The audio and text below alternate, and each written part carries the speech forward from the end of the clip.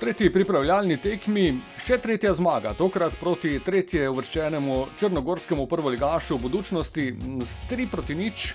Strelci golov so bili Marko Kolar ter Sven Karič in pa Martin Milec. V tekmi, ki je trajala dvakrat po 60 minut, se je vrnil Jan Repas, tudi Marko Kolar po kratki odsotnosti in predstavil v drugem polčasu tudi nogometaš na preizkušnji osrednji branilec 19-letni Niko Pavić iz Hajduka. Tekma je minila v premoči Maribora, še posebej v drugih 60 minutah, vmes so bili Črnogorci blizu tudi izenačenju, toda na koncu lepa zmaga s 3-0 in nadaljevanje zmagovitega niza.